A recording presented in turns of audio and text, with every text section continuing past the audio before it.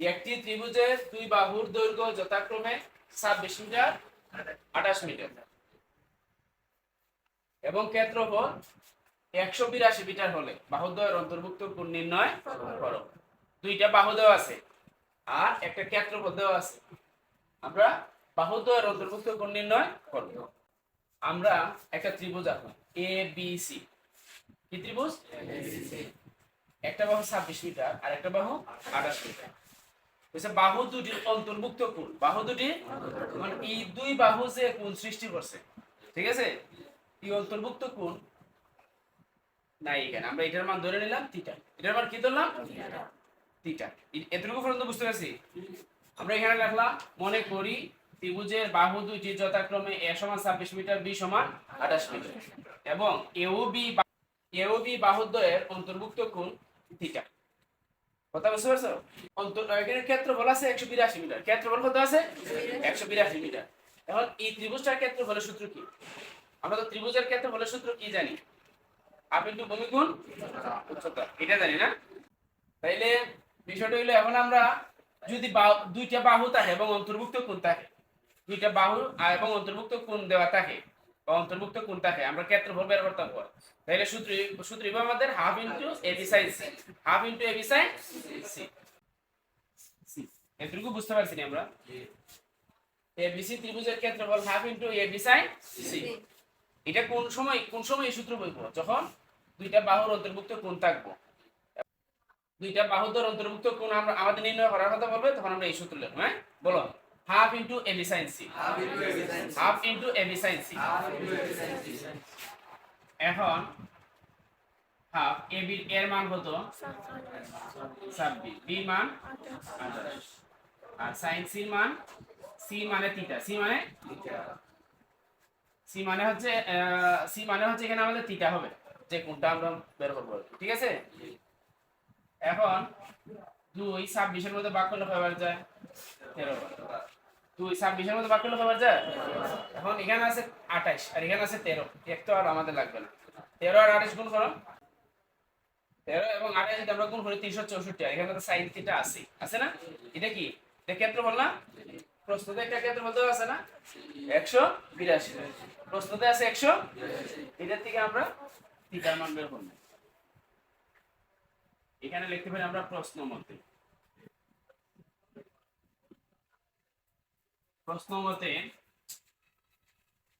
364 sin theta আর এদিকে আছে 182।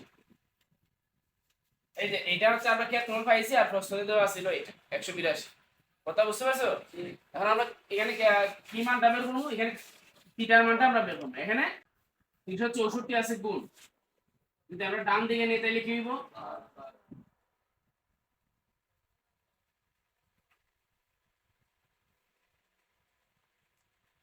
এখন 182 364 মধ্যে কয়বার যায় দেখো তো?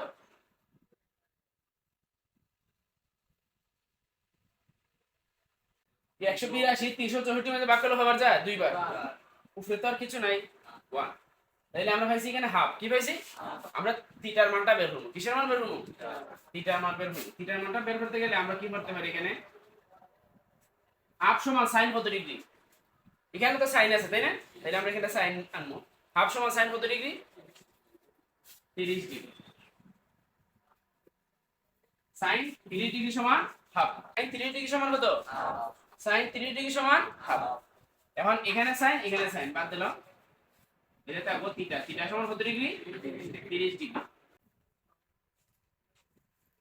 অতএব বাহুদ্বয়ের অন্তর্ভুক্ত কোণ 30 ডিগ্রি। বুঝতে পারছি আমরা সবাই? সবাই বুঝছো? একটি সমদ্বিবাহু ত্রিভুজের সমান সমান বাহুর দৈর্ঘ্য 10 মিটার এবং ক্ষেত্রফল 48 বর্গ মিটার হলে ভূমির দৈর্ঘ্য নির্ণয় করো। ভূমির দৈর্ঘ্য, আমরা একটা সমদ্বিবাহু ত্রিভুজ আঁকলাম, এ বি সি একটা সমদ্বিবাহু ত্রিভুজ আঁকলাম, যার এ বি আর এসি বাহু দুইটা সমান, এটাও 10 এটাও 10। এটা বুঝতে পারছি? মনে করি এ বি সি সমদ্বিবাহু ত্রিভুজের সমান সমান বাহুর দৈর্ঘ্য এ সমান 10 মিটার। সমদ্বিবাহু ত্রিভুজ মানে কি?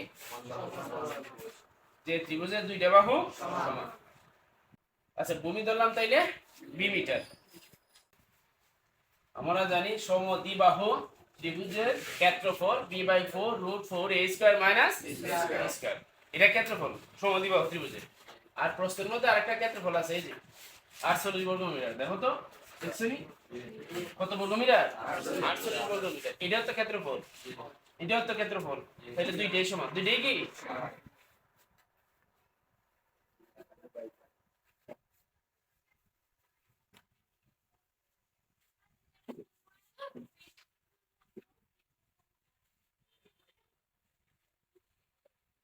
একটু লক্ষ্য করো। তাহলে দেখো আমরা দৈর্ঘ্য বাহুর সমান সমান বাহুর দৈর্ঘ্য এ সমান কত মিটার ধরছিলাম? 10 মিটার। লিখে নিব 10 square minus b square minus সমান সমান 48 সমান সমান 48। এখন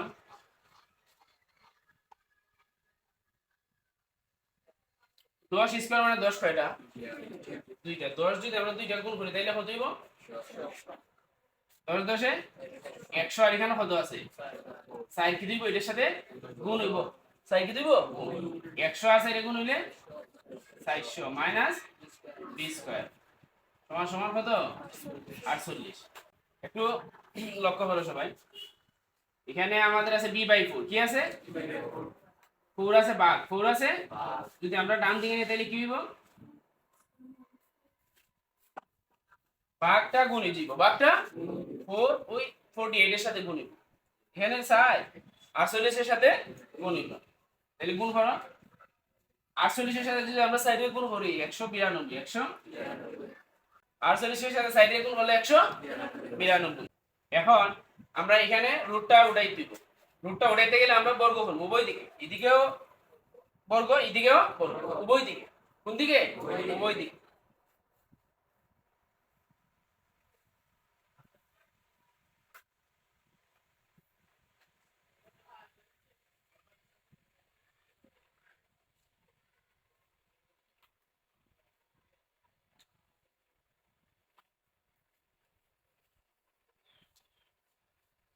উভয় দিকে বর্গ করে, উভয় দিকে বর্গ করে। কেন বর্গ করছি? রুটটা ওঠানোর জন্য। এখন উঠাও। বির উপরে তো রুট নাই, আছে? বির উপরে রুট আছে নি? তাহলে বি দা স্কয়ারে গুণ করো বি স্কয়ার। আর এখানে রুটটা বাদ যাবে, এখানে রুটটা হয়ে যাবে স্কয়ার রুট মানে বাদ। তাহলে এখানে আছে 400 মাইনাস বি স্কয়ার। এখানে আমরা বি দা স্কয়ারে গুণ করলাম বি স্কয়ার, যেহেতু বির উপরে রুট নাই, তাই না? আর এখানে এই রুটটা আর স্কয়ারটা যদি আমরা রুটের স্কয়ারে বাদ যায়, এখানে রুটের স্কয়ারে বাদ, তাইলে থাকতেছে আমাদের 400 মাইনাস বি স্কয়ার। 400 মাইনাস, আর এখানে 192 স্কয়ার মানে 192 কয়বার গুণিব? 192 স্কয়ার মানে 192 দুইবার গুণিব। 192 তাইলে দুইবার গুণ করে যদি আমরা 36864। 36864। এখন একটু লক্ষ্য করো, বি স্কয়ারটা বাইরে আছে, তাই ব্র্যাকেটের ভিতরে গুলো গুণ করব। বি স্কয়ারটা যদি আমরা 400 এর গুণ করি 400 বি স্কয়ার প্লাসে মাইনাসে মাইনাস বি স্কয়ার দিয়ে বি স্কয়ার এর গুণ করলে বি টু দি পাওয়ার 4। আচ্ছা, আর এদিকে কি আছে? 36864। 36800 এটা আছে প্লাসের, যদি আমরা এদিকে নিয়ে আসি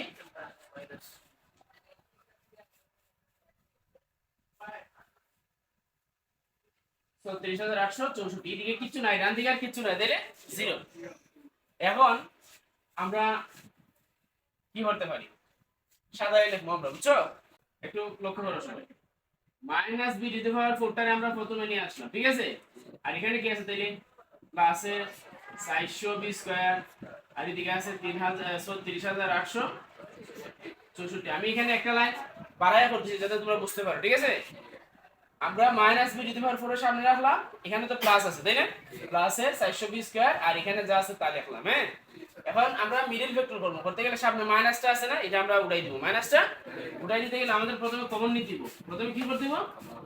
মাইনাস কমন নিলাম, তাহলে বি টু দি পাওয়ার 4। এখন মাইনাসে গুণ হইব সবটা, ঠিক আছে?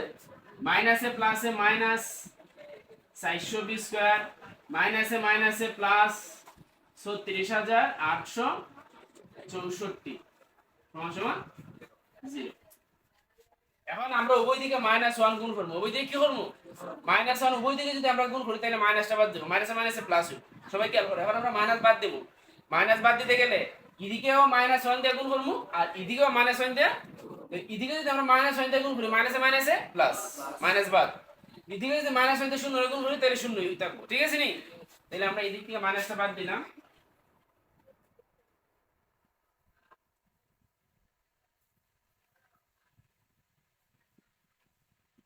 এখানে মাইনাসটা হয়ে গেছে, এখন বুঝতে পারছো? ওইদিকে আমরা -1 দ্বারা গুণ করছি কারণ এখানে মাইনাসটা বাদ উঠে গেছে, ঠিক আছে? আচ্ছা, এখন আমরা মিডল ফ্যাক্টর করব। কি করব?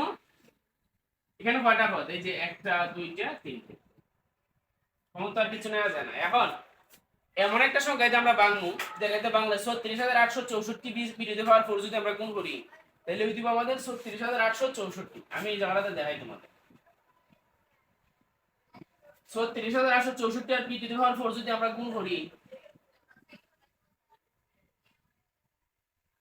তাইলে আমাদের ওই যে আমরা পাইছি 36864 বিরোধী হওয়ার 4, এটা পাইলাম না?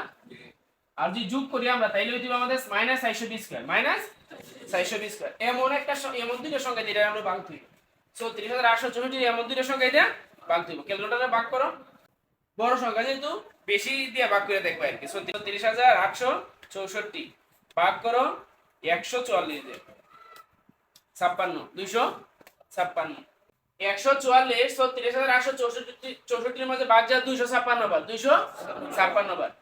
এখন খেয়াল করো আমাদের এখানে ওই দিব মাইনাসের 420 স্কয়ার, মাইনাসের 420 স্কয়ার, দুইটা চিহ্ন আমরা মাইনাস দেব, দুইটা চিহ্ন কি দিব? মাইনাস। যদি একটা প্লাস একটা মাইনাস দেয় তাহলে তো যোগ বিয়োগ এরকম মিজিবি গে, তাহলে আমাদের একটা চিহ্ন রাখতে হবে, ঠিক আছে? এই কারণে -256 -144, ওকে? দুইটা যদি আমরা যোগ করি 420, 420 স্কয়ার, 400 কি হইব? দুইটা যদি আমরা যোগ করি 420 স্কয়ার হইব। 144 20 স্কয়ার -256 20 স্কয়ার যোগ করলে 420 স্কয়ার। আর যদি আমরা গুণ করি এই যে দেখো -144 20 স্কয়ার গুণ -256 20 স্কয়ার, মাইনাসে মাইনাসে প্লাস, সামনে বইতো না। 144 আর 256 গুণ হলে 36864, 20 স্কয়ার আর 20 স্কয়ার গুণ হলে বিরোধী হওয়ার 4। মিলছে না আমাদের? মিলছে নি? তাইলে আমরা এখানে লিখতে পারি বিরোধী হওয়ার 4 -144 20 স্কয়ার -256 20 স্কয়ার প্লাসে 36864 সমান 0। এই জায়গাটা এখন আমরা বুঝতে পারছি। এখন দেখো আমরা এখানে বি দুইটা, এখানে বি কটা? 60টা। আমরা শুরুটা কমন নিব, দুইটা কমন নিব, তাহলে বি স্কয়ার কমন নিলাম। বি 60টা থেকে বি দুইটা আমরা কমন নিয়ে নিছে, হ্যাঁ? আর এখানে কটা আছে? বি দুইটা। বি স্কয়ার কমন নিয়ে নিছে আর এখানে আছে 144, 144 মাইনাস এখানে কি কমন যায়? 256 আছে, বি স্কয়ার, বি স্কয়ার তো এখানে তো নাই। 256 দেয়া 36864 রে ভাগ করা যায়, এই কারণে আমরা 256 কমন নিব, 200 কমন নিলাম, তাহলে রইছে বি স্কয়ার। আমাদের এখানে কি আছে? B square. মাইনাসে প্লাসে মাইনাস 256 দাও 36864 রে ভাগ করো, 256 36864 এর মধ্যে ভাগ করলে যায় 144 বার। কয়বার যায়? 144 বার। এদিকে কত আছে? 0। এখন বি স্কয়ার -144 বি স্কয়ার -144 দুইটা একসাথে না, দুইটাতে আমরা একটা কমন নিয়ে নিলাম। ব্র্যাকেটের বাইরে আছে বি স্কয়ার -256 বি স্কয়ার -256, এই কি আছে? 0। এখন আমরা 0 দুইটারে ভাগ করে দেব, 0 দুইটারে বি স্কয়ার -144 সমান 0 অথবা বি স্কয়ার -256 সমান 0। এই জায়গাটা বুঝছেন সবাই? বি স্কয়ার -144 সমান 0 অথবা বি স্কয়ার -256 সমান 0। মাইনাসের 144 যদি আমরা ডান দিকে নিই, প্লাসের 144, মাইনাসের 256 যদি আমরা ডান দিকে নিই, প্লাসের 256। এবারে বুঝতে পারছো? স্কয়ার যদি আমরা সাইড পরিবর্তন করি রুট 144 এর উপরে রুট হবে, স্কয়ার যদি আমরা ডান দিকে নেই রুট হবে 256। এখন বর্গমূল করো,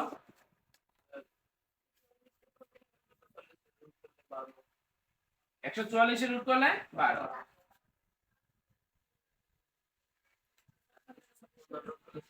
256 রুট করলে 16। তাহলে বি এর কয়টা মান পাইলাম আমরা? বি এর কয়টা মান পাইলাম? দুইটা। দুইটি প্লাসে, দুইটি প্লাসে। তাহলে এখানে আমরা দুইটা মান পাইছি, একটা পাইছি 12 আর একটা পাইছি 16। তাহলে আমরা লিখতে পারি অতএব ত্রিভুজের ভূমির দৈর্ঘ্য 12 মিটার এবং 16 মিটার। দুইটাই প্লাসের, দুইটাই ধনাত্মক। এখানে আমরা দুইটাই নিলাম, ঠিক আছে? বুঝতে পারছেন সবাই?